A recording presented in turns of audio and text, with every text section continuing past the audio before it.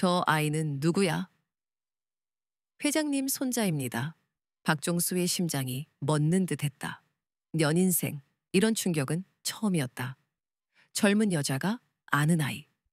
그 작은 얼굴이 죽은 아들, 민우와 너무나 흡사했다. 뭐라고 떨리는 목소리가 새어나왔다. 수연은 아이를 더 꽉 끌어안고 박종수를 똑바로 응시했다. 민우 오빠 아들이에요. 이름은 태경이에요. 박종수는 비틀거리며 뒷걸음질 쳤다. 다리에 힘이 풀리는 감각. 3살 태경이가 갑자기 울음을 터뜨렸다. 그럴 리가? 내가 모를 리가. 년 동안 모르셨잖아요. 수연의 목소리는 얼음처럼 차가웠다. 그 한마디가 박종수의 가슴을 꿰뚫었다. 년. 그래? 년 전 아들과 마지막으로 격렬하게 다퉜던 날이 떠올랐다. 민우의 결혼 문제로 언성을 높였었다. 박종수는 이미 대기업 회장 딸과의 정략 결혼을 추진하고 있었다. 민우야, 김 회장 딸과 만나보기만 해라. 나쁠 거 없지 않니? 아버지, 저에게는 이미 사랑하는 사람이 있다고 말씀드렸잖아요. 그 간병인 말이냐? 박종수는 얼굴을 굳혔다. 수연이는 간병인이지만 정말 좋은 사람이에요. 아버지도 만나보시면 아실 거예요. 우리 가문에 그런 여자는 절대 받아들일 수 없다. 박종수는 매몰차게 잘라 말했다. 가난한 집 여자가 우리 돈을 노리는 건 뻔한 일 아니냐? 아버지, 수연이는 그런 사람이 아니에요. 그럼 증명해봐라. 그 여자가 너를 정말 사랑한다면 스스로 물러날 거다. 민우의 눈에 눈물이 고였지만 박종수는 멈추지 않았다. 이 집안의 체면을 생각해라. 네가 후계자인데 어떻게 그런 여자와. 그럼 후계자 안 하겠습니다. 민우의 외침이 박종수의 심장을 찔렀다. 아버지, 저는 수연이를 사랑합니다.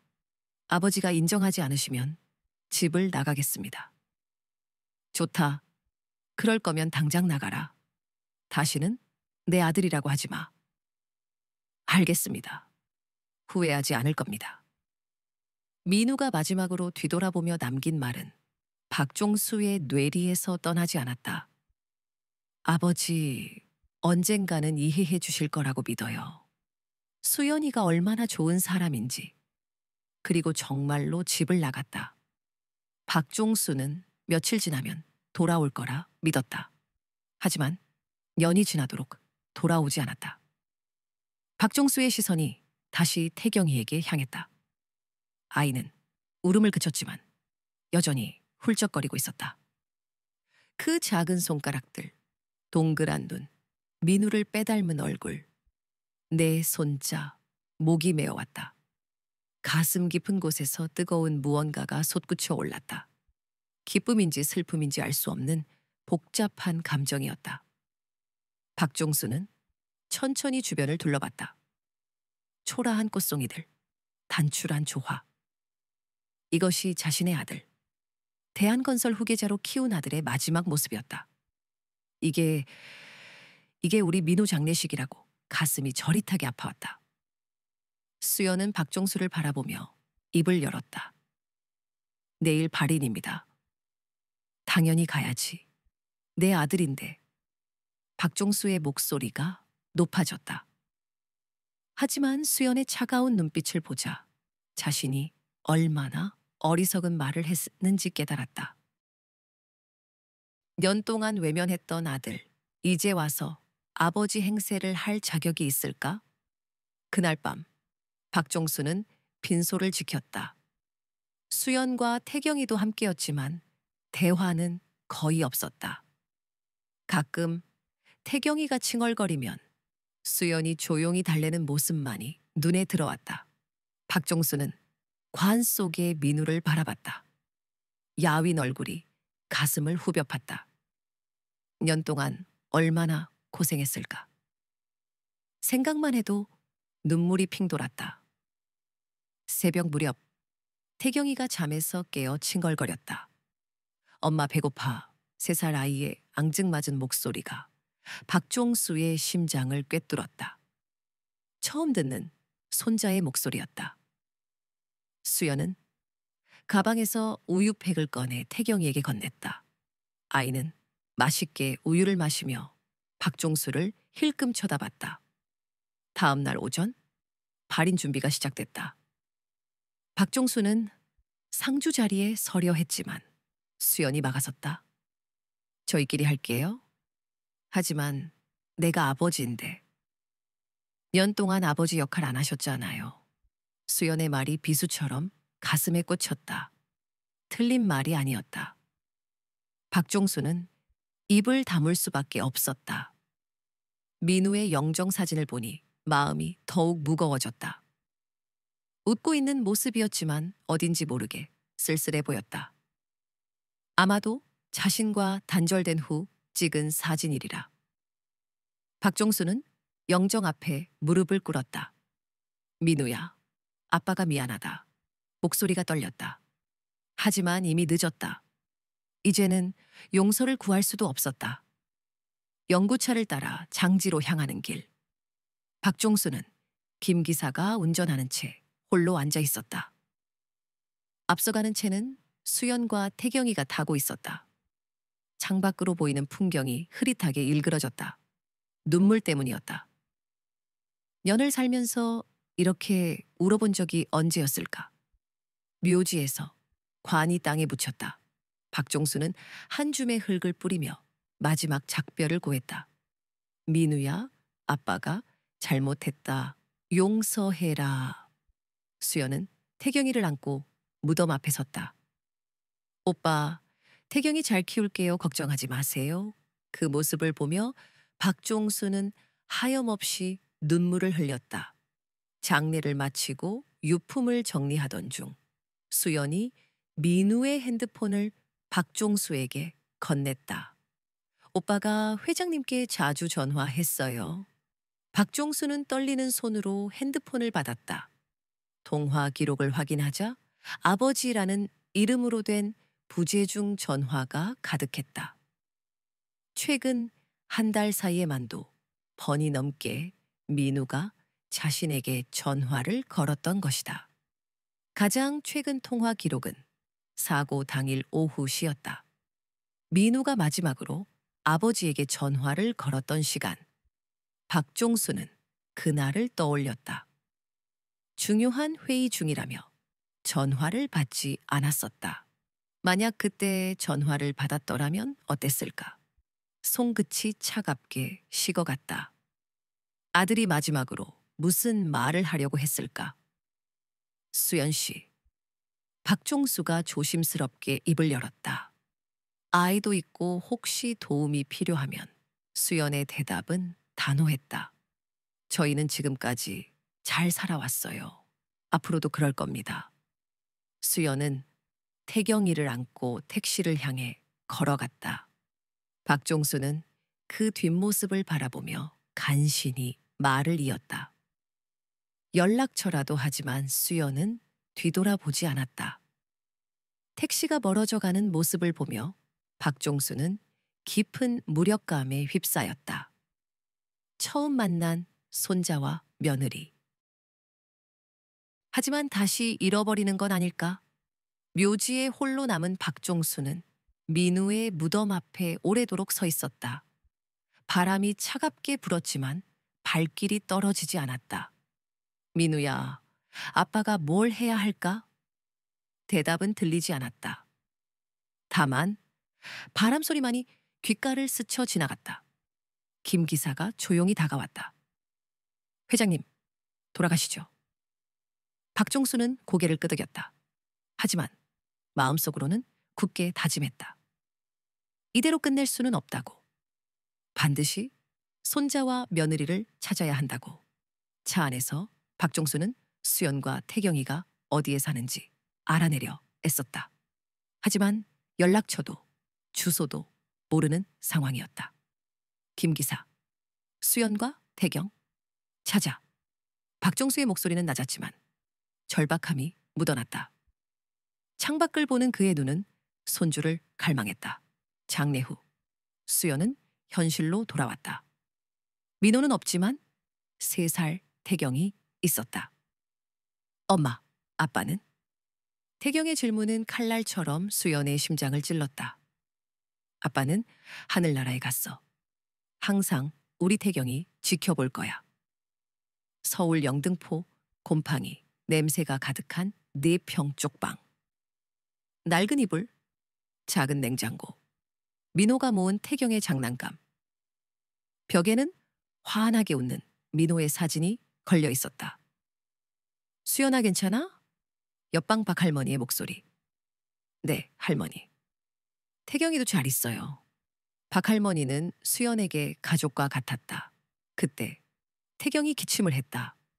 수연의 얼굴이 굳었다. 선천성 심장병. 태경아, 괜찮니? 수연의 손이 떨렸다. 아이의 몸이 뜨거웠다. 통장 잔고는 10,000원. 장례비로 바닥난 지 오래였다. 태경이 병원 검진비도 10,000원. 수연은 한숨을 쉬었다. 오늘 밤 간병 일을 가야 하는데. 오빠, 어떻게 해야 해? 수연은 사진 속 민호를 바라봤다. 수연은 년 전부터 야간 간병인으로 일했다. 시간 근무에 10,000원. 한 달 내내 일해야 10,000원. 유일한 수입이었다. 태경이가 아프면 일을 쉴 수밖에 없었다. 수연아, 오늘 일 나가니? 박 할머니가 물었다. 네, 할머니. 죄송하지만 태경이 좀 부탁드려도 될까요? 박 할머니는 매달 10,000원을 받고 태경이를 봐줬다. 또래 아이들은 어린이집에 다니지만 태경이는 꿈도 못 꿨다. 10,000원. 게다가 태경이의 심장병 때문에 어린이집에서도 꺼렸다. 엄마 아파. 태경의 작은 목소리. 수연은 아이를 안고 눈물을 삼켰다. 어디가 아파? 가슴이 콩콩거려. 수연의 심장이 뛰었다. 한 달에 10,000원. 보험도 안 되는 심장약. 수연은 냉장고에서 약을 꺼내 태경이에게 먹였다. 태경아, 약 먹고 나으면 엄마랑 공원 갈까? 그네 타자. 태경이가 웃었다. 벽에 걸린 민호의 사진. 웃고 있지만 지쳐 보였다. 하루 시간 오토바이를 탔던 민호. 그가 있었다면. 오후 시 수연은 간병인 유니폼을 입었다. 가방에는 태경이 약, 비상 연락처, 택시비 10,000원. 태경아, 엄마 일 다녀올게. 할머니 말씀 잘 들어야 해. 엄마? 빨리 와. 태경이가 옷자락을 잡았다. 성무병원 층 병동. 소독약 냄새. 년째 이곳에서 야간 간병을 했다. 수연 씨, 오늘 환자분은 중환자실에 계세요. 간호사의 말에 수연은 긴장했다. 오늘 환자는 대할아버지. 수술 후 회복 중이었다. 기저귀 갈기, 몸 닦기, 식사 도움, 약 챙겨 드리기. 시간 동안 쉴 틈이 없었다. 밤시 병실은 조용했다. 수연은 의자에 앉아 졸음과 싸웠다. 창밖으로 보이는 도시의 불빛. 박 할머니에게서 온 문자. 태경이 잘 자고 있어. 걱정 마. 수연은 안심했다. 새벽시 핸드폰이 울렸다. 박 할머니였다. 수연아? 태경이가 갑자기 숨을 못 쉬어. 어떻게? 수연의 얼굴이 하얗게 질렸다. 손이 떨렸다. 지금 갈게요. 환자를 두고 갈 수는 없지만 태경이가 먼저였다. 간호사에게 달려갔다. 아이가 아파서 잠깐만 자리를 비워도 될까요? 환자분을 혼자 둘 수는 없어요. 수연은 망설였다. 오늘 간병비 10,000원을 포기하면 생활비가 부족했다. 하지만 태경이가 위험할지도 모른다는 생각에 결심했다. 정말 죄송합니다. 다른 분을 구해볼게요. 간병비를 포기하고 병원을 뛰쳐나왔다. 택시비도 아까워 전력 질주했다. 찬 공기가 폐를 찔렀다. 태경아, 엄마가 간다. 쪽방촌으로 향하는 좁은 골목길. 이곳이 자신과 태경이가 살아가는 현실이었다. 민호의 아버지는 큰 집에서 편안히 잠들겠지만 자신들은 하루하루를 버텨내고 있었다. 오빠, 우리 정말 힘들어. 수연은 어둠 속으로 뛰어갔다. 장례식 다음 날, 박종수는 잠 못 이루는 밤을 보냈다. 태경의 얼굴이 눈에 밟혔다. 작은 손, 민호를 닮은 눈. 새벽부터 김 기사를 찾았다. 김 기사 수연과 태경이 어디 사는지 알아봐. 그의 목소리는 절박했다. 김 기사는 곧장 움직였다. 박종수의 명령은 법이었다. 민호의 과거를 뒤졌고 수연의 존재를 확인했다. 영등포 쪽방촌. 김 기사는 미간을 찌푸렸다. 회장님의 손자가 저런 곳에서 살다니. 수연의 쪽방을 찾은 김 기사는 망설였다. 초라한 문, 낡은 벽, 발이 떨어지지 않았다. 그때 박 할머니가 문을 열었다. 누구세요? 김 기사는 고개를 숙였다. 저는 박종수 회장님 비서 김 기사입니다. 수연 씨를 만나러 왔습니다. 박 할머니의 눈이 커졌다. 회장님이라니. 수연이를 왜? 수연이 집으로 돌아왔을 때 김 기사는 박 할머니와 있었다. 수연 씨, 만나 뵙게 되어 영광입니다. 회장님께서 수연 씨와 태경이를 찾고 계십니다. 수연은 김 기사를 경계하며 태경이를 안았다. 회장님은 왜 저희를 찾으시는 거죠? 김 기사는 머뭇거렸다. 회장님은 태경이가 손자라는 사실을 알고 계십니다. 수연의 얼굴에서 핏기가 사라졌다. 회장님께서는 태경이를 데려오라고 하셨습니다. 김 기사의 말에 수연은 반발했다. 안 돼요. 태경이는 제 아들이에요. 누구에게도 보낼 수 없어요. 김 기사는 난감해했다. 회장님의 뜻은 확고하십니다. 거부하신다면 법적으로 대응할 수밖에 없습니다. 수연은 절망했다. 거대한 힘 앞에 무력했다. 태경이가 운걸거렸다. 엄마 무서워. 수연은 태경이를 껴안았다. 괜찮아, 태경가. 엄마가 지켜줄게. 하지만 불안감이 가득했다. 박종수 회장. 그는 태경이를 아껴줄까? 아니면 이용할까? 수연은 결정을 내릴 수 없었다. 김 기사는 명함을 건넸다. 시간을 드리겠습니다. 하지만 늦지 않게 연락 주세요.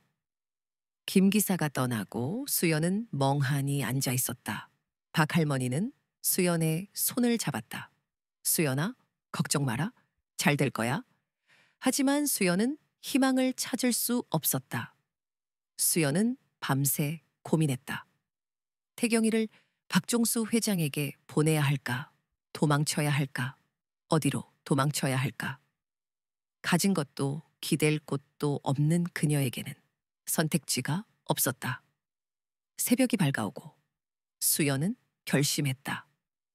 태경이를 위해 최선의 선택을 해야 한다고. 그녀의 눈빛이 흔들렸다. 어둠이 짙게 드리운 쪽방, 희미한 빗줄기가 스며들었다. 김 기사의 목소리가 날카롭게 박종수의 고막을 찔렀다. 회장님, 찾았습니다. 영등포 쪽방촌에 계십니다. 심장이 쿵 묵직하게 내려앉았다. 손자가 이런 누추한 곳에 좁고 낡은 골목길, 퀴퀴한 악취가 코를 찔렀다. 박종수는 평생 처음 밟아보는 땅이었다. 분명호라고 했었지. 김 기사가 재차 확인했다. 곰팡이 냄새가 진동하는 계단을 올라 낡은 문 앞에 멈춰 섰다. 망설임. 똑똑. 엄마 누구세요? 문 너머에서 앳된 목소리가 들려왔다. 태경이. 심장이 격렬하게 요동쳤다. 문이 조심스럽게 열리고 수연이 모습을 드러냈다. 당황한 기색이 역력했다. 회장님, 어쩌다가? 박종수는 낮고 단호한 목소리로 그녀의 말을 끊었다. 잠시 들어가도 되겠습니까? 수연은 망설이는 듯 했지만 결국 문을 활짝 열어주었다. 눈앞에 펼쳐진 것은 니평 남짓한 좁고 허름한 방. 충격. 수연의 뒤에 숨은 태경이가 커다란 눈망울로 박종수를 올려다봤다. 태경아 인사드려. 할아버지셔. 3살 빼기 아이가 운걸거렸다. 안녕하세요. 박종수는 무릎을 꿇고 아이의 눈높이를 맞췄다. 그래 안녕 태경아. 할아버지란다. 민우를 쏙 빼닮은 얼굴, 낡은 냉장고, 얇은 이불 한 채, 벽에 걸린 빛바랜 가족 사진, 습한 공기, 코를 찌르는 곰팡이 냄새, 작은 창문 하나. 이곳에서 얼마나 사셨습니까? 박종수가 나지막이 물었다. 1달 정도 됐어요. 수연이 조심스럽게 상자 하나를 꺼내 들었다. 오빠, 그러니까 민우 씨 물건들이에요. 떨리는 손으로 상자를 열었다. 그 안에는 민우의 편지와 낡은 일기장이 가지런히 놓여 있었다. 첫 번째 편지. 수연아, 태경이 아빠가 되니까 정말 책임감이 솟아. 무슨 일이 있어도 널 지킬게. 꼭 아버지께도 인정받을 수 있을 거야. 박종수의 눈에서 뜨거운 눈물이 뚝뚝 떨어졌다. 아들이 마지막 순간까지 일기장에는 아버지에 대한 사무치는 그리움이 가득했다. 태경이가 드디어 처음 걸음마를 뗐다. 아버지께 꼭 보여드리고 싶다. 아버지께 한 번만이라도 도움을 청해 볼까. 상자 안에는 태경이가 그린 듯한 삐뚤빼뚤한 그림도 들어 있었다. 어설프지만 행복한 가족의 모습. 이 그림은 태경이가 아빠한테 선물한 거예요. 수연의 목소리가 미세하게 떨렸다. 그때 갑자기 태경이가 콜록 기침을 쏟아냈다. 태경아 괜찮니? 수연이 황급히 아이를 품에 안았다. 창백해진 작은 얼굴. 태경이가 선천성 심장병을 앓고 있어요. 수연의 목소리가 흐려졌다. 치료는 가능하다라는데 수술비가. 박종수는 단호하게 말했다. 수술비는 제가 전부 부담하겠습니다. 아니에요, 괜찮아요. 수연이 완강하게 거절했지만 박종수는 물러서지 않았다. 내 손주인데 당연한 거 아니겠습니까? 대화 도중 태경이의 숨소리가 점점 거칠어졌다. 엄마 가슴이 아파. 아이가 작은 가슴을 움켜쥐었다. 새파랗게 질린 수연의 얼굴. 태경과 아이의 입술이 파랗게 질려갔다. 신고해야겠어요. 수연이 다급하게 핸드폰을 꺼내 들었다. 김기사 차 당장 대령해. 박종수가 쩌렁쩌렁하게 소리쳤다. 제 차로 가시죠. 그게 더 빠릅니다. 고급 승용차 뒷좌석. 수연은 태경이를 품에 안고 불안에 떨었다. 태경아, 괜찮아? 할아버지가 계시잖아. 박종수가 아이의 상태를 꼼꼼히 확인했다. 태경이가 작은 손으로 박종수의 손을 꽉 잡았다. 가슴이 뭉클해지는 순간 성모병원 응급실. 의료진이 긴급하게 달려왔다. 환자와의 관계는 어떻게 되십니까? 할아버지입니다. 치료비는 제가 전부 부담하겠습니다. 응급실 대기실. 박종수와 수연은 나란히 앉아 초조하게 기다렸다. 처음으로 함께 손자를 걱정하는 순간. 괜찮을 겁니다. 박종수가 떨리는 목소리로 수연을 위로했다. 고맙습니다. 수연의 작은 목소리. 박종수는 이제 진짜 가족이 되어가는 것 같다고 느꼈다. 태경이의 응급치료가 다행히 성공적으로 끝났고 아이의 상태는 안정을 되찾았다. 다행히 큰 고비는 넘겼지만 정밀 검사가 필요합니다. 의사의 말에 수연은 안도했지만 여전히 불안감을 감출 수 없었다. 치료비는 수연이 조심스럽게 말을 꺼내기도 전에 박종수가 단호하게 말했다. 제가 이미 전부 처리했습니다. 더 이상 걱정하지 마십시오. 제 손주인데 당연한 일입니다. 더 이상 아무 말도 할 수 없었다. 고마움과 복잡함이 뒤섞인 감정. 병실에서 태경이가 천천히 눈을 떴다. 엄마, 태경아 괜찮아? 수연이 아이의 작은 손을 잡았다. 태경이는 박종수를 빤히 바라보더니 작은 손을 흔들었다. 할아버지. 그 한마디에 박종수의 얼어붙었던 마음이 스르르 녹아내렸다.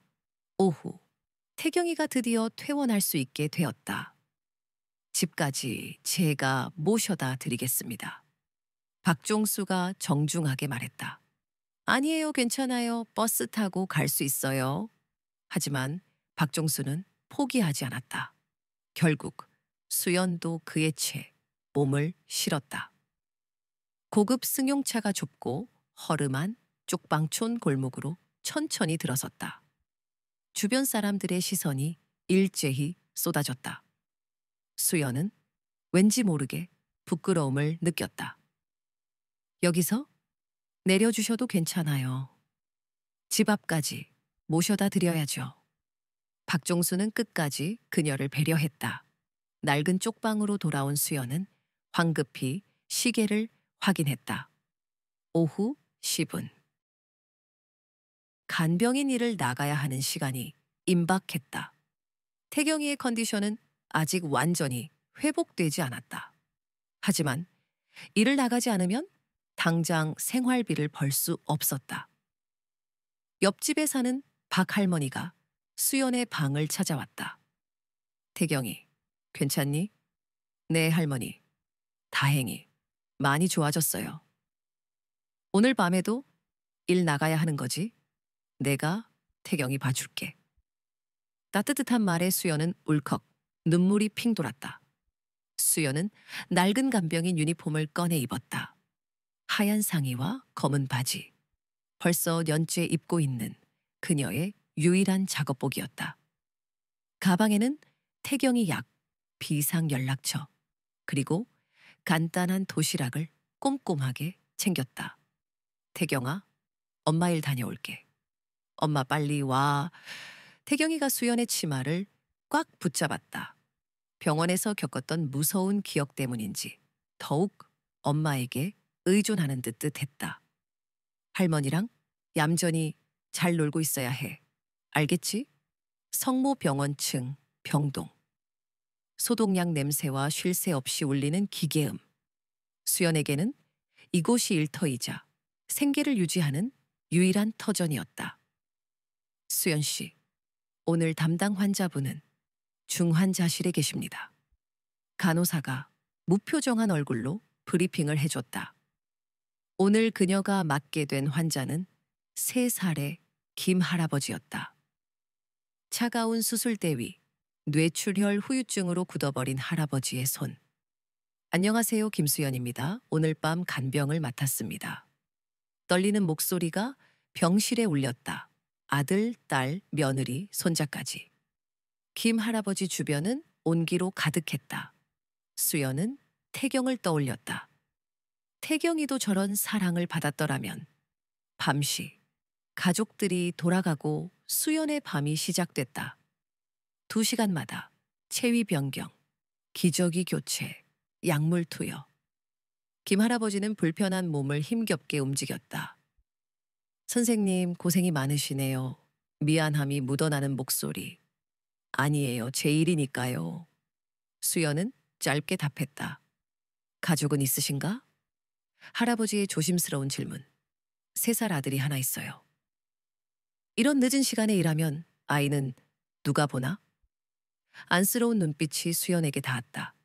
새벽시 정적만이 감도는 병실. 김 할아버지는 깊이 잠들었고 수연은 졸음과 싸우고 있었다. 핸드폰을 확인했지만 박 할머니에게서는 연락이 없었다. 잘 자고 있겠지. 복도를 거닐며 다른 병실들을 둘러봤다. 가족들이 밤새 간호하는 곳, 간병인이 홀로 지키는 곳.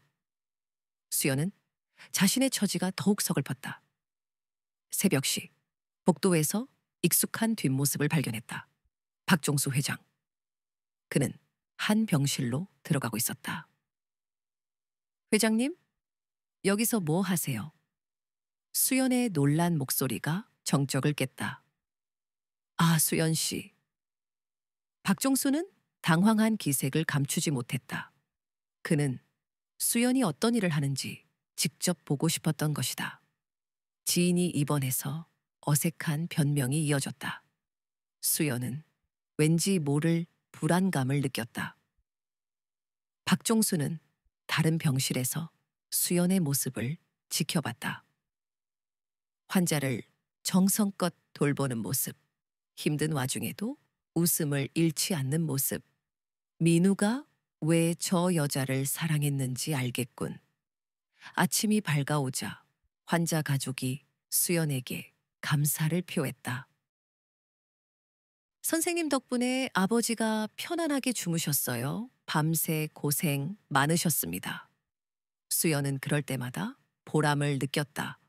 봉투를 건네받았다. 10,000원. 시간 밤샘 근무의 대가. 수연은 감사한 마음으로 봉투를 받았다. 이 돈으로 태경이 약값과 생활비를 감당해야 했다. 오전시 교대 시간이 되자 수연은 무거운 몸을 이끌고 병원을 나섰다. 수연 씨, 오늘도 수고했어요. 간호사들의 인사가 이어졌다. 년 동안 성실하게 일한 수연을 모두가 좋아했다. 박종수는 그런 수연의 뒷모습을 지켜봤다. 피곤해 지친 모습이었지만 씩씩하게 걸어가는 모습에 마음이 복잡해졌다. 며느리가 저렇게 고생하는데 나는 대체 뭘 하고 있는 거지? 쪽방에 도착한 수연은 박 할머니에게 감사 인사를 전했다. 할머니, 고마워요. 태경이는 어땠어요? 밤에 한 번 깼는데 금방 다시 잤어. 걱정 마. 박 할머니의 말에 수연은 안도했다. 방문을 열자 태경이가 잠들어 있었다. 평화로운 얼굴. 수연은 조용히 아이 곁에 누웠다. 엄마 왔어. 잠결에 운걸거리는 태경이를 끌어안고 수연은 눈을 감았다. 몇 시간 후면 다시 일어나 태경이를 돌보고 밤에는 간병 일을 나가야 했다. 하지만 이 순간만큼은 행복했다. 며칠 후 태경이의 정밀 검사를 위해 수연과 박종수는 함께 병원을 찾았다. 응급실 사건 이후 박종수는 계속 태경이를 걱정하고 있었다. 검사 결과가 나왔다.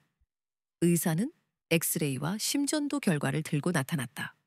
박종수와 수연은 긴장된 표정으로 의사를 바라봤다. 아이의 심장 상태가 생각보다 심각합니다. 심실 중격 결손이 커져서 곧 수술이 필요해요. 의사의 말에 수연의 얼굴이 하얗게 질렸다. 박종수의 가슴도 철렁 내려앉았다. 수술은 언제쯤 해야 하나요? 수연이 떨리는 목소리로 물었다. 가능하면 이번 주 안에. 더 늦으면 위험할 수 있어요. 수술비는 얼마나 들까요? 보험 적용되는 부분 제외하고도 10,000원 정도 들 겁니다. 수연은 현기증을 느꼈다. 10,000원. 평생 모아도 힘든 돈이었다. 수술비는 제가 준비하겠습니다. 박종수가 단호하게 말했다. 그런데 한 가지 문제가 있어요. 의사의 표정이 심각해졌다. 수술 중 수혈이 필요할 수 있는데 아이가 혈액형이에요. 흔하지 않은 혈액형이라서. 그럼 어떻게 해야 하나요? 박종수가 다급하게 물었다. 가족 중에 같은 혈액형이 있으면 좋을 텐데요. 검사해 보시겠어요? 의사의 제안에 박종수와 수연은 고개를 끄덕였다. 혈액 검사 결과를 기다리는 동안 박종수는 마음이 무거웠다. 손자가 이렇게 아픈데 뭔가 도움이 되고 싶었다. 잠시 후 간호사가 결과지를 들고 왔다. 할아버지께서 태경이와 같은 혈액형이시네요. 완벽하게 매치됩니다. 박종수의 가슴이 벅차 올랐다. 손자에게 도움이 될 수 있다는 사실에 감사했다. 수연은 복잡한 마음이었다. 고마움과 미안함이 뒤섞였다. 년 동안 외면했던 사람에게 이렇게 큰 도움을 받아야 하다니. 정말 괜찮으세요? 당연하지, 내 손자인데. 박종수의 대답은 단호했다. 수술 전날 밤 태경이는 수연의 품에서 잠들어 있었다. 박종수는 병실 의자에 앉아 손자를 지켜보고 있었다. 작은 가슴이 오르락 내리락하는 모습을 보니 마음이 아팠다. 이렇게 어린아이가 큰 수술을 받아야 하다니. 박종수는 지난 년을 돌아봤다. 만약 그때 민우를 받아들였다면 태경이가 이렇게 아프기 전에 치료를 받을 수 있었을 텐데. 가슴 깊은 곳에서 후회가 밀려왔다. 돌이킬 수 없는 시간들, 아들과 함께 보낼 수 있었던 소중한 순간들. 회장님, 수연이 조용히 말을 꺼냈다. 태경이가 깰까봐 목소리를 낮췄다. 오빠가 회장님 얘기를 자주 했어요? 박종수의 귀가 쫑긋했다. 뭐라고 했나요? 아버지께서 언젠가는 이해해 주실 거라고, 그리고 태경이를 꼭 보여드리고 싶다고 했어요. 수연의 목소리에 감정이 실렸다. 마지막까지도 아버지를 원망하지 않았어요. 오히려 자신 때문에 아버지가 마음 아파하실까 봐 걱정했죠. 박종수의 눈에서 눈물이 흘러내렸다. 아들이 그렇게 자신을 생각하고 있었다니 왜 그때 그 전화를 받지 않았을까? 내가 정말 바보였어. 박종수의 목소리가 떨렸다. 민우가 그렇게 좋은 아버지였는데 나는 왜 그걸 몰랐을까요? 박종수의 진심 어린 후회를 보며 수연의 마음도 조금씩 누그러졌다. 이 사람도 아들을 잃은 아픔을 겪고 있구나. 그동안 미워만 했는데 사실은 같은 슬픔을 나누는 사람이었어. 오빠가 정말 회장님을 사랑했어요. 수연이 조심스럽게 말했다. 수연 씨, 박종수가 수연을 바라봤다. 저를 아버지라고 불러주실 수 있나요? 어머니 장례식장, 남편은 다른 여자와 나타났다. 수연은 당황했다. 박종수의 진심이 느껴졌다. 아, 아버님. 수연이 처음으로 박종수를 불렀다. 어색했지만 따뜻했다. 박종수는 가슴이 벅차올랐다. 아들은 잃었지만 딸과 손자를 얻은 기분이었다. 태경이가 잠결에 작은 손을 뻗었다. 박종수가 조심스럽게 잡았다. 할아버지가 지켜줄게, 태경아. 따뜻한 천이 전해졌다. 혈육의 끈이었다. 수술 당일 아침, 태경이는 의외로 밝았다. 엄마 할아버지 태경이 용감해 3살 아이는 무슨 일이 벌어지는지 정확히 몰랐지만 용기를 내려 애썼다. 박종수와 수연은 마음이 아팠다. 자, 태경이 가자. 간호사가 태경이를 수술실로 데려갔다. 태경이는 뒤돌아보며 손을 흔들었다. 엄마, 할아버지, 바이바이. 박종수와 수연은 눈물을 참을 수 없었다. 수술실 앞 대기실. 박종수가 수연의 손을 잡았다. 잘 될 거예요. 수연도 놓지 않았다. 2시간 후 의사가 급하게 나왔다. 수혈이 필요합니다. 지금 당장 준비해 주세요. 박종수는 즉시 일어났다. 제가 하겠습니다. 체혈실. 박종수의 피가 뽑혔다. 손자에게 전해진다는 생각에 가슴이 벅찼다. 할아버지의 피가 태경이를 살릴 거예요. 간호사의 말에 박종수는 고개를 끄덕였다. 수혈이 진행되는 동안 박종수와 수연은 간절히 기도했다. 종교는 달랐지만 마음은 하나였다. 제발 태경이를. 박종수는 평생 그렇게 간절하게 기도해 본 적이 없었다. 4시간 후 수술실 문이 열렸다. 의사가 미소를 지었다. 수술 잘 끝났습니다. 다행히 큰 문제 없이 성공했어요. 박종수와 수연은 서로를 껴안고 울었다. 회복실, 태경이가 천천히 눈을 떴다. 아직 마취가 덜 깬 몽롱한 상태였다. 엄마, 할아버지, 작은 목소리로 불렀다. 박종수와 수연은 태경이 양옆에 앉았다. 태경아, 이제 괜찮아. 할아버지가 지켜줄게. 박종수가 태경이의 머리를 쓰다듬었다. 수연도 아이의 손을 잡았다. 우리 이제 진짜 가족이네. 수연이 작게 속삭였다. 박종수는 깨달았다. 혈육의 끈이란 단순히 피가 섞인 관계가 아니라 서로를 아끼고 사랑하는 마음이라는 것을.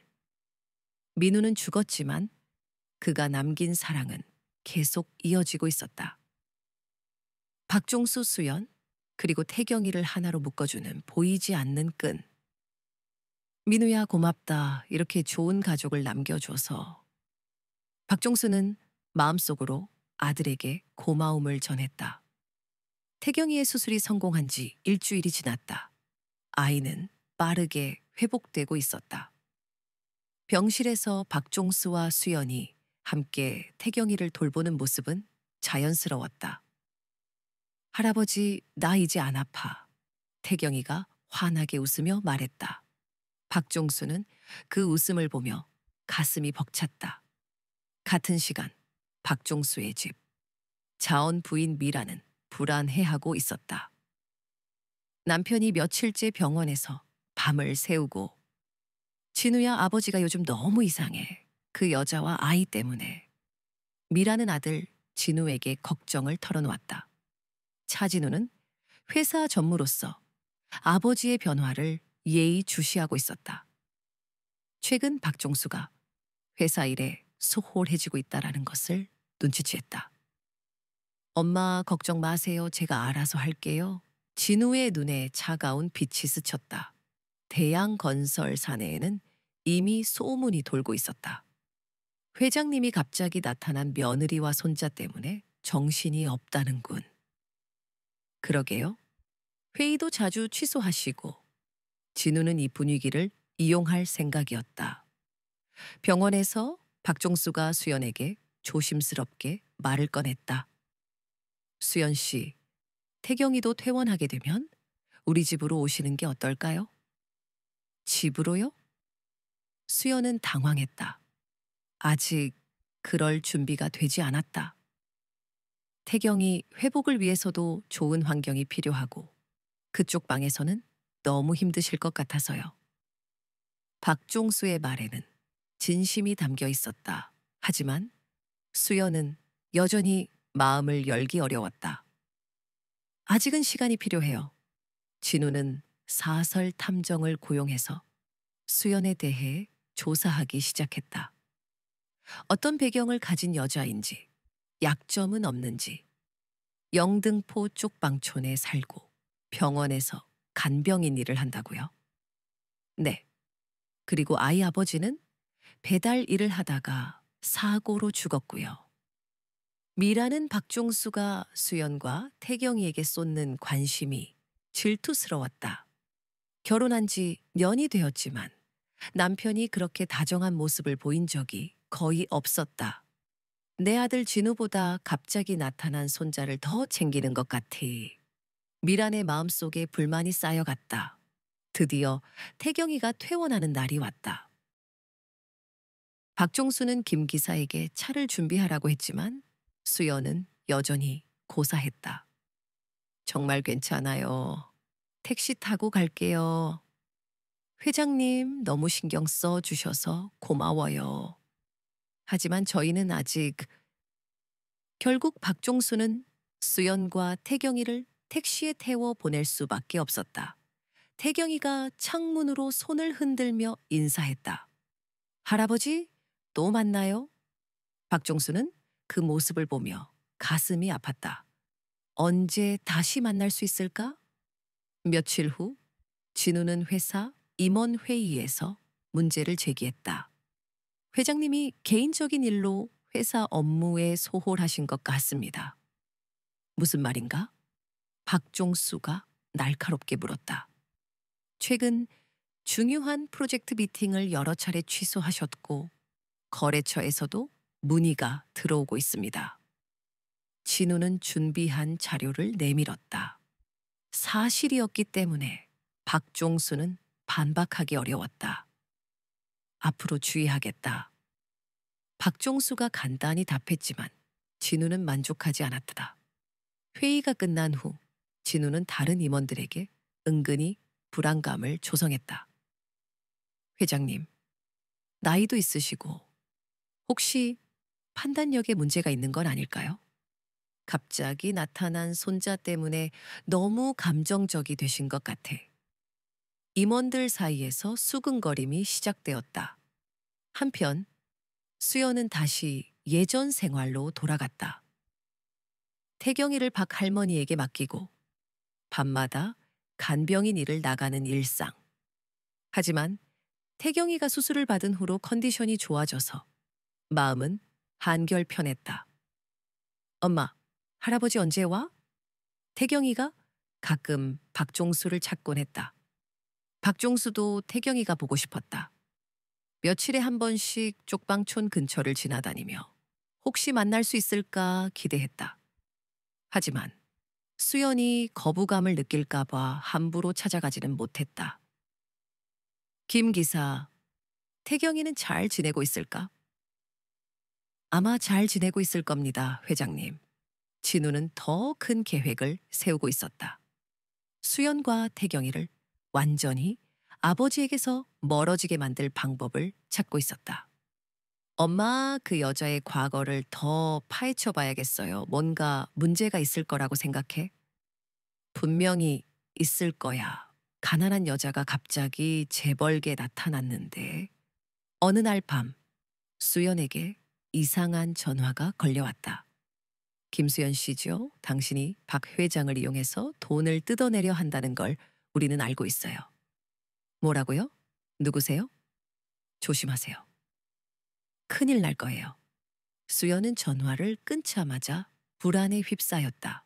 누가, 왜 이런 전화를? 종수에게 다가서는 걸 누군가 경계하는 걸까?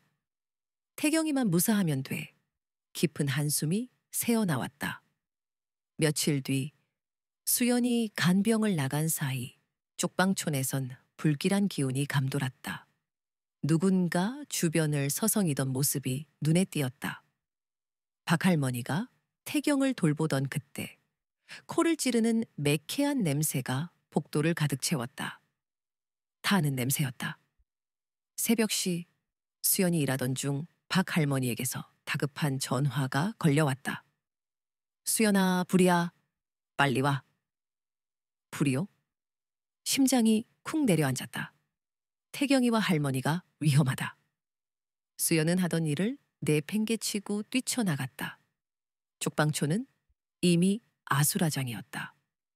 소방차의 요란한 사이렌 소리가 귓가를 찢었다. 다행히 큰 불은 면했지만 수연의 방은 형체를 알아볼 수 없을 정도로 타버렸다. 태경이는? 할머니는? 수연의 목소리가 떨렸다. 여기 있어. 박 할머니가 태경을 품에 안고 있었다. 다친 데는 없어. 수연은 잿더미가 된 방을 바라봤다. 민호의 유품, 태경이의 장난감, 모든 것이 사라졌다. 이제 어떡하지? 눈앞이 캄캄했다.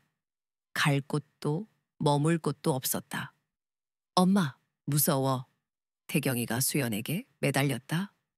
3살 빼기 아이도 상황의 심각성을 느끼고 있었다. 수연은 떨리는 아이를 안고 발만 동동 굴렀다. 결국 수연은 종수에게 전화를 걸었다. 다른 선택지가 없었다. 회장님, 죄송한데 집에 불이 나서. 뭐라고? 지금 어디예요? 종수는 즉시 차를 몰아 현장으로 향했다. 종수가 도착했을 때 수연과 태경은 길바닥에 주저앉아 있었다. 모든 것을 잃은 만견자실한 모습이었다. 괜찮아요. 다친 데는 없고. 종수의 목소리가 떨렸다. 네, 다행히. 종수는 결심했다. 우리 집으로 가시죠. 수연은 더 이상 거절할 수 없었다. 태경이를 위해서라도 받아들여야 했다. 정말 괜찮으시겠어요? 당연하죠. 가족인데. 종수의 따뜻한 말에 수연은 고개를 숙였다. 진우의 계획은 성공했지만 동시에 진정한 가족이 되어가는 시작이었다. 종수의 집에 도착한 수연과 태경은 웅장한 규모에 압도당했다. 넓은 정원, 층 건물, 고급스러운 인테리어. 쪽방촌과는 완전히 다른 세상이었다. 와, 진짜 크다. 태경이 눈을 동그랗게 떴다. 수연은 괜스레 주눅이 들었다. 이렇게 큰 집에 저희가 와도 될까요? 이제 여기가 태경이 집이에요? 현관에서 미란이 나타났다. 얼굴엔 옅은 미소가 걸려 있었지만 눈빛은 얼음처럼 차가웠다. 아, 이분들이 여보, 내가 얘기한 수연 씨와 태경이야. 종수가 소개했지만 미란의 표정은 굳어 있었다. 안녕하세요. 번거롭게 해드려 죄송해요. 수연이 공손하게 인사했지만 미란은 시큰둥하게 답했다. 그때 안에서 진우가 나왔다. 말끔한 정장 차림의 살남자, 태경이보다 살이나 많은 삼촌이었다. 아버지, 이분들이. 응, 내가 말한 며느리 수연 씨와 손자 태경이다. 진우는 수연을 훑어보듯 바라봤다. 불편한 시선이었지만 수연은 애써 참았다. 저녁 식사 자리, 냉랭한 기운이 감돌았다. 종수는 태경에게 음식을 챙겨주려 애썼지만 미란과 진우는 묵묵부답이었다. 태경아, 이것도 먹어봐. 할아버지 맛있어. 태경만이 천진난만하게 음식을 먹었다. 수연 씨와 태경이는 별채를 쓰시는 게 어떨까요? 미란이 차갑게 제안했다. 본체에 함께 있기 싫다는 뜻이었다. 별채라니, 같은 집에서 지내야지. 종수가 언성을 높였지만 미라는 뜻을 굽히지 않았다. 아이도 있고 서로 불편하실 것 같아서요. 결국 수연과 태경은 별채를 쓰게 되었다. 그래도 쪽방촌보다는 훨씬 넓고 깨끗했다. 엄마 여기 우리 집이야? 태경이 해맑게 물었다.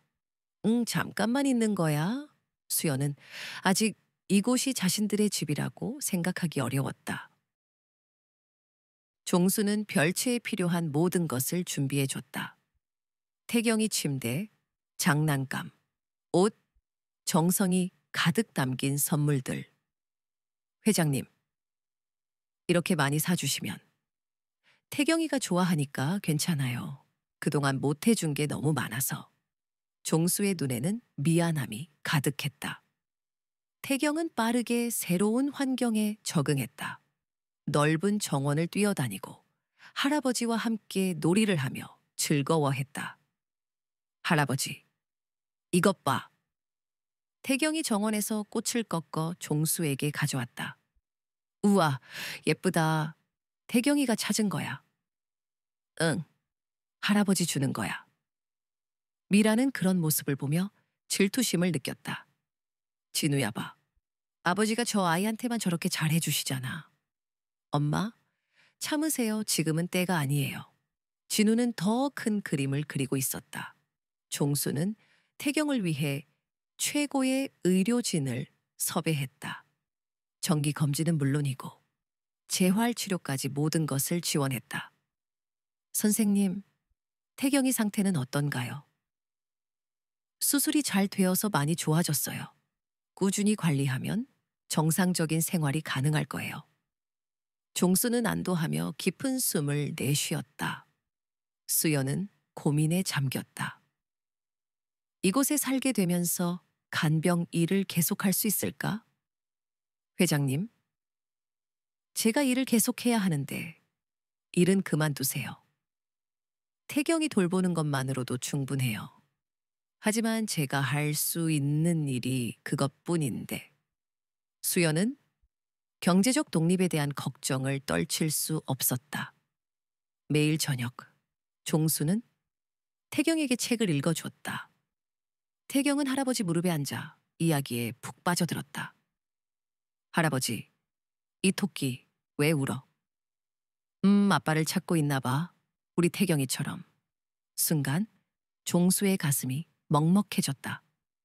이 아이도 아빠를 그리워하고 있구나. 진우는 회사에서 끊임없이 아버지를 견제했다. 특히 태경과 관련된 지출을 문제 삼았다. 아버지, 개인적인 병원비를 회사 돈으로 쓰시면 안 되죠. 내 돈으로 했다. 그래도 회계 처리가 진우는 꼬투리를 잡았다.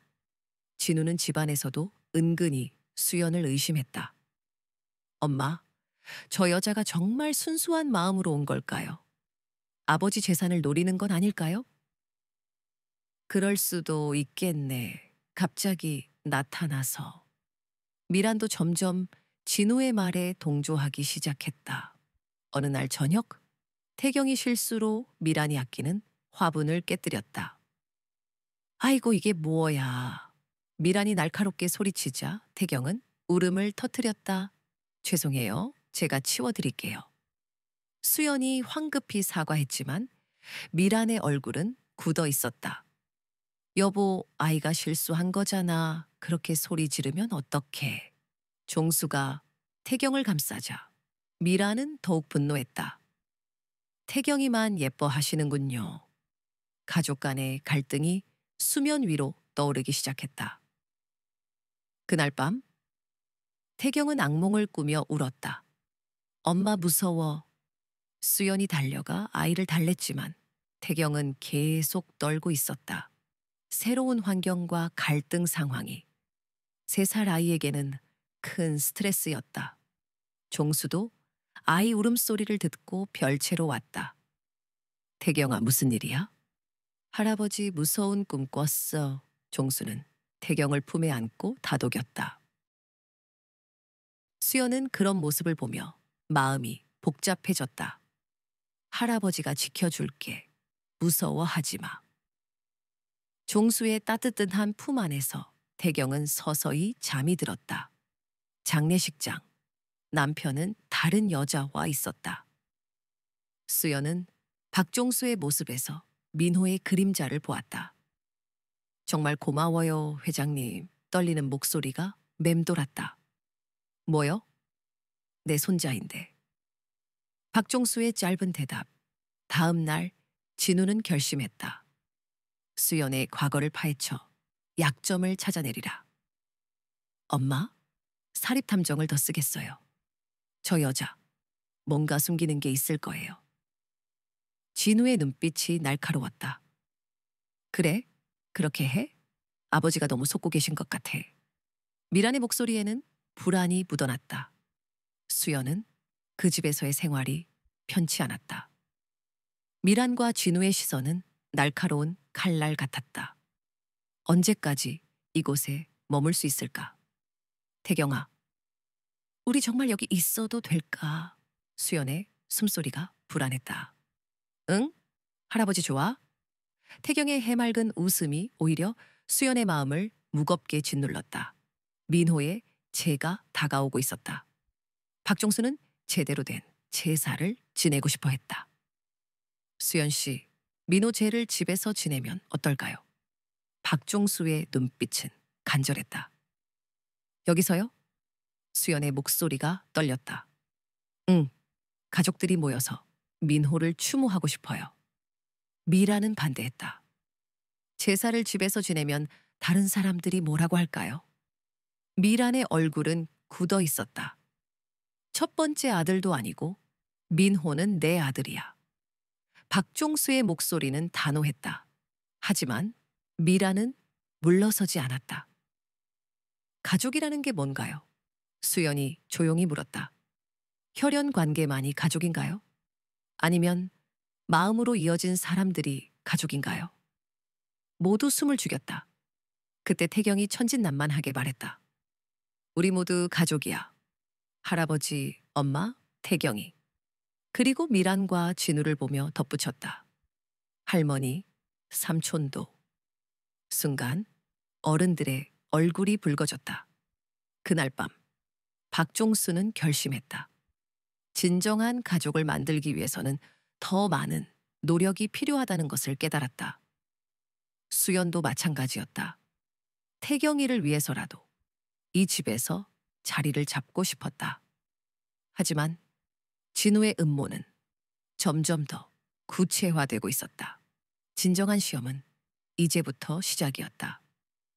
진우가 고용한 사립탐정이 조사 결과를 가지고 왔다. 진우는 기대에 찬 표정으로 보고서를 받아들었다. 뭔가 나왔나요? 탐정은 사진들과 서류를 펼쳐놓았다. 흥미로운 게 몇 가지 있습니다. 진우의 눈이 번뜩였다.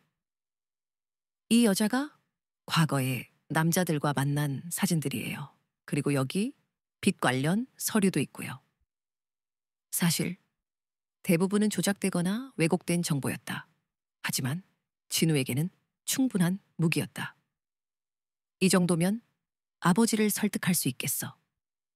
진우는 만족스러운 미소를 지었다. 민호의 제날이 되었다. 박종수는 정성스럽게 제사상을 차렸고 수연은 한복을 입고 조용히 준비를 도왔다. 태경이도 깔끔한 옷을 입고 있었다. 아빠한테 인사하는 거야, 태경아. 수연의 목소리가 떨렸다. 응, 엄마, 아빠, 보고 싶어. 3살 아이의 순수한 말에 모든 어른들의 마음이 무거워졌다. 제사를 지내는 동안 미라는 계속 불만스러운 표정을 지었다. 진우도 마찬가지였다. 아버지, 정말 이렇게 큰 제사를 지내야 하나요? 진우의 목소리가 날카로웠다. 민호는 내 아들이야.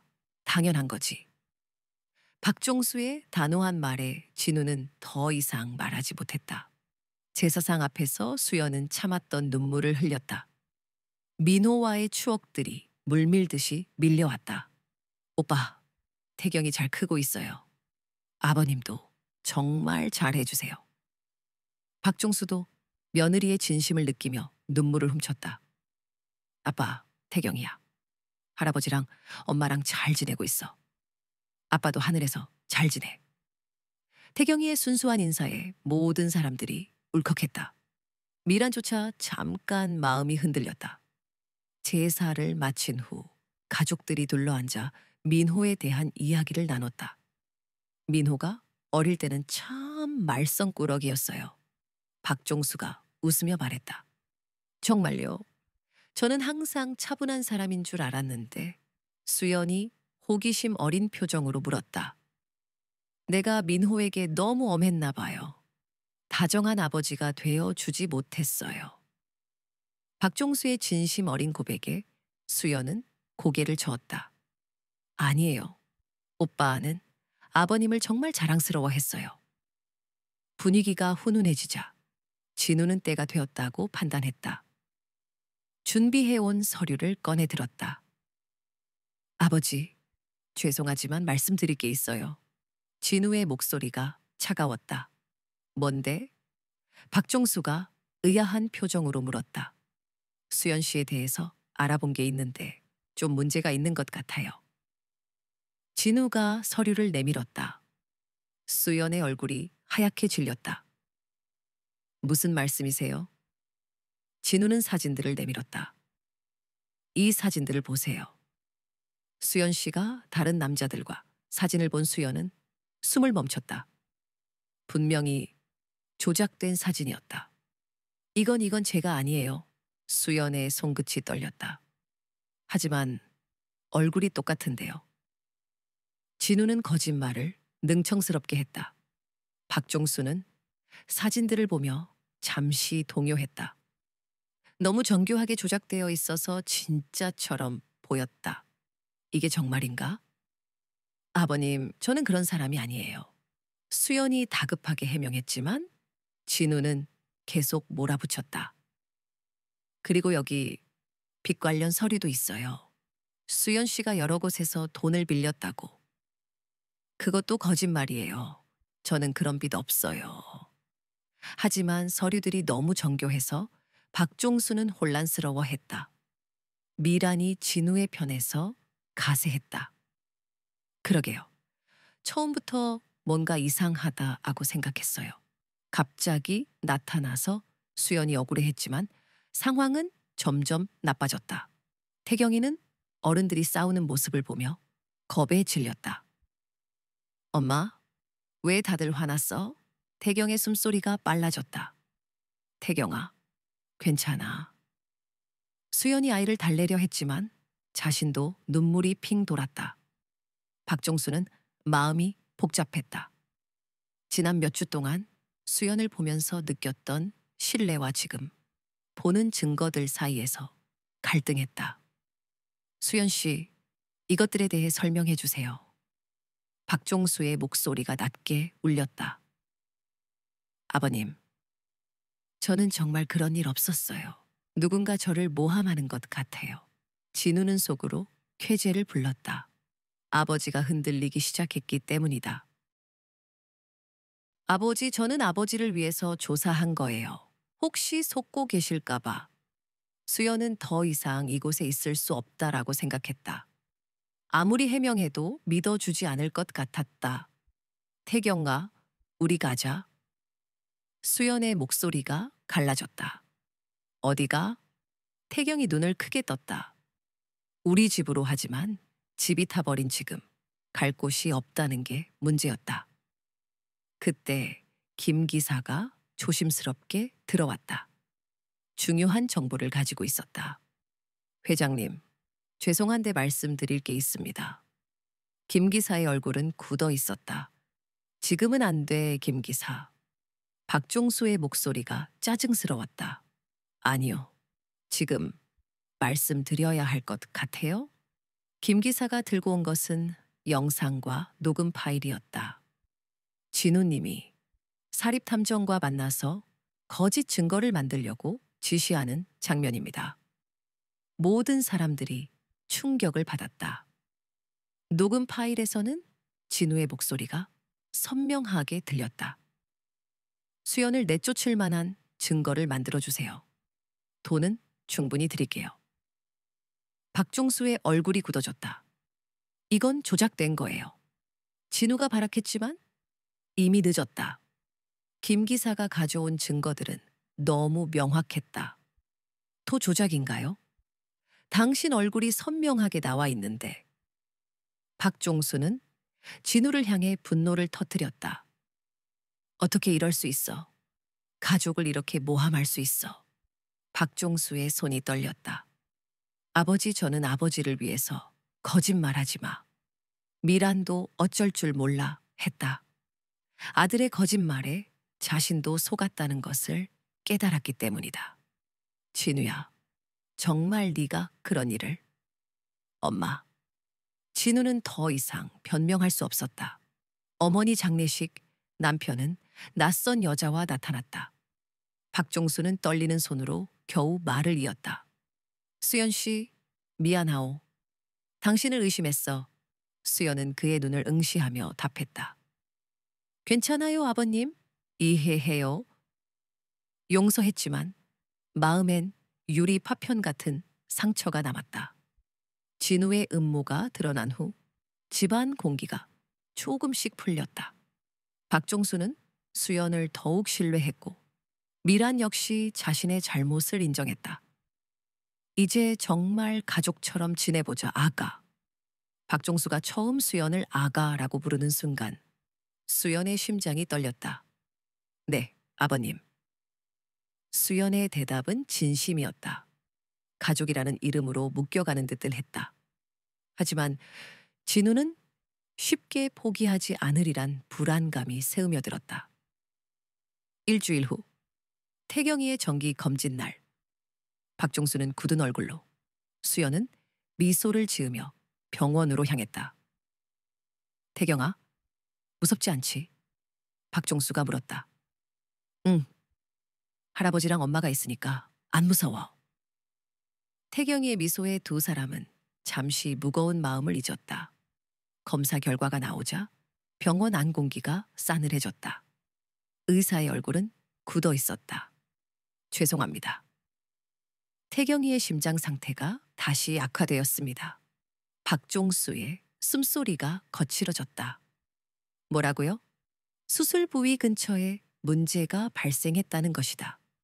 즉시 재수술이 필요합니다. 의사의 말은 칼날처럼 가슴을 찔렀다. 언제까지 기다릴 수 있습니까?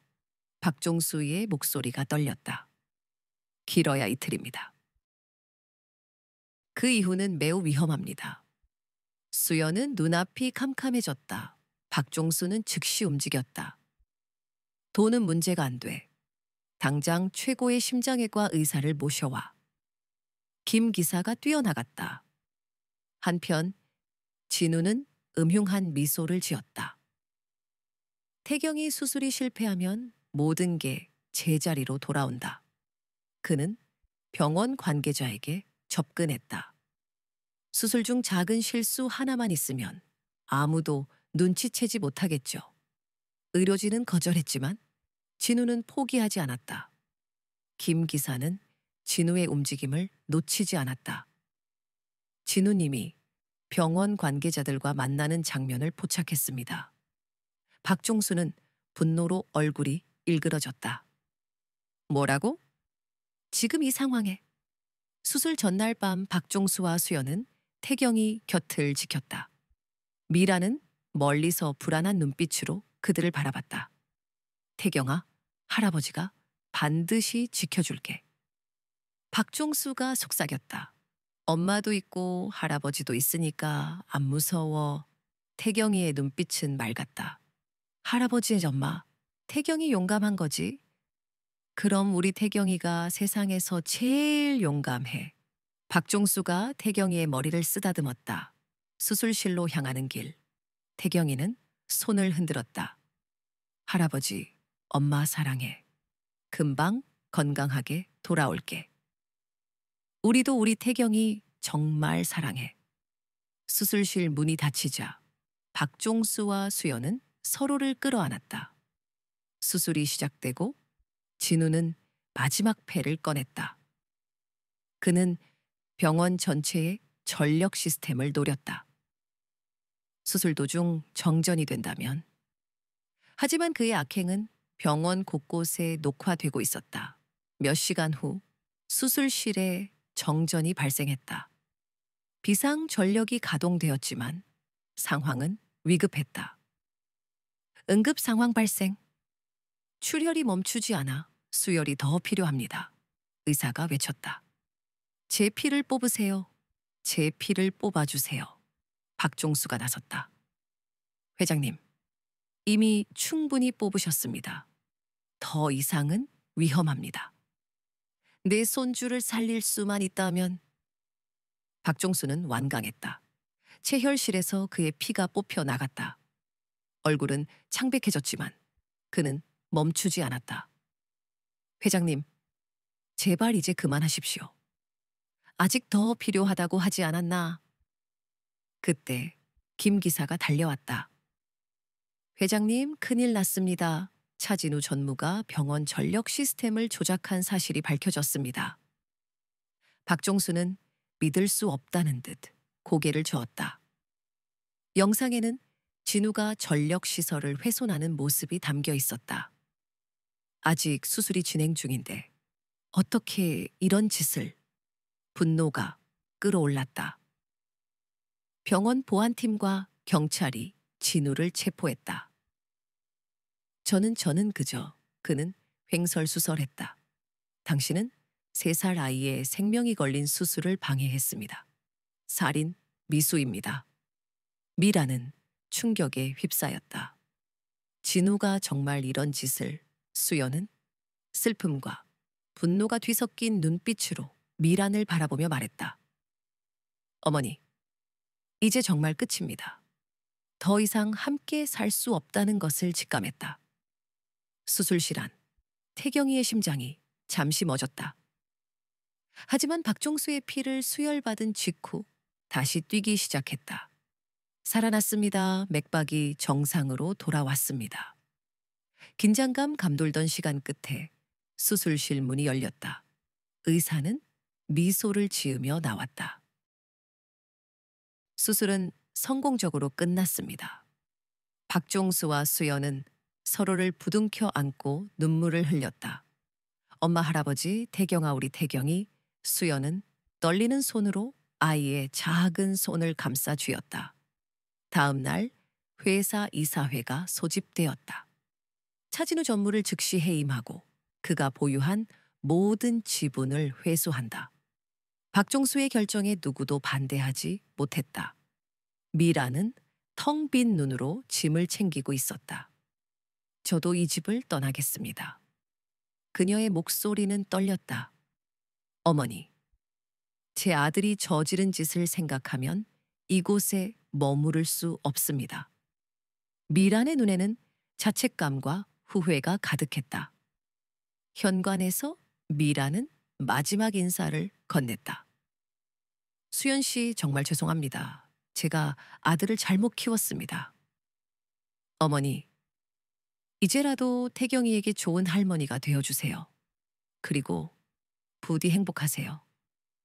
미란의 뒷모습은 쓸쓸해 보였다. 그날 밤 태경이의 병실에는 박종수와 수연만이 남았다. 이제 진짜 가족이 된 거겠지. 박종수가 말했다. 할아버지, 엄마, 이제 우리만 있네. 그래, 이제 우리 세 사람이 진짜 가족이야. 박종수는 태경이와 수연을 번갈아 바라보았다. 창밖으로는 새벽 여명이 밝아오고 있었다. 모든 시련은 끝났다. 이제부터는 새로운 시작이었다. 악한 사람들은 떠나고 진실한 마음으로 맺어진 가족만이 남았다. 핏줄로 이어진 할아버지와 손자, 그리고 사랑으로 이어진 가족. 개월 후 태경이는 씩씩한 4살 어린이가 되었다. 건강을 회복한 그는 정원을 뛰어다니며 놀았다. 할아버지, 빨리 나 잡아봐. 그래, 어디 한번 잡아볼까?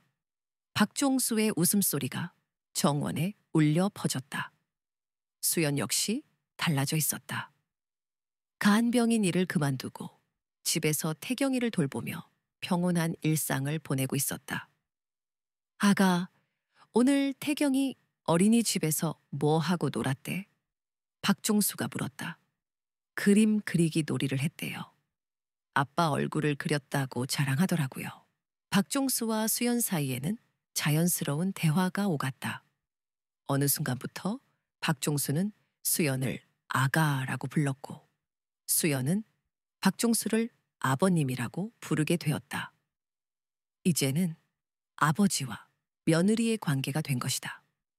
아버님, 태경이가 할아버지를 닮아서 그런지 정말 똑똑해요. 아니야, 아가가 워낙 잘 키워서 그런 거지. 따뜻한 대화가 집안을 채웠다. 민우의 기일이 다가왔다. 박종수는 제사 음식을 준비했다. 그의 손길에는 그리움이 묻어 있었다.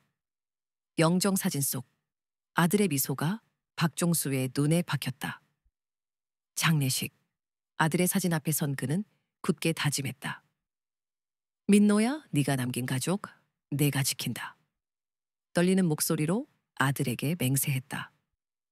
수연과 태경, 단촐한 추모였지만 그 안에는 따뜻함이 깃들어 있었다. 오빠, 태경이 많이 컸어. 할아버지랑 행복하게 지내. 수연의 눈가가 촉촉해졌다. 민노야, 아빠가 미안하다. 수연이가 얼마나 좋은 사람인지 이제 알겠어. 박종수의 뺨을 타고 눈물이 흘렀다. 네가 남겨준 가족 평생 지킬게. 고맙다, 아들아. 제사가 끝나자 태경이 종수를 올려다보며 해맑게 물었다. 우리 이제 진짜 가족이죠. 박종수가 태경을 품에 안았다. 그럼 우리는 진짜 가족이야. 그날 밤 민호의 사진 앞에서 마지막 인사를 속삭였다. 오빠 잘 자요. 우리 정말 행복해요. 아빠 좋은 꿈 꿔요. 민우야 고맙다. 이렇게 좋은 가족을 남겨줘서 그의 손끝이 떨렸다. 다음 날 아침 태경의 맑은 목소리가 잠든 종수를 깨웠다. 할아버지, 일어나요. 새로운 하루예요. 아이의 웃음소리가 집안 가득 울려 퍼졌다. 식탁에 마주 앉은 세 사람. 평범한 아침 식사였지만 그 순간은 더 없이 소중했다. 창밖으로 따스한 햇살이 쏟아졌다. 민호가 떠난 후 남은 슬픔은 여전했지만 그가 남긴 사랑은 영원히 빛날 것만 같았다. 박종수, 수연, 태경. 사랑으로 이어진 새로운 가족의 이야기가 조용히 시작되고 있었다. 오늘 이야기는 어떠셨나요? 댓글로 감상을 남겨주세요. 여러분의 이야기도 듣고 싶습니다. 재미있으셨다면 구독과 좋아요 부탁드립니다. 오늘도 시청해 주셔서 감사합니다.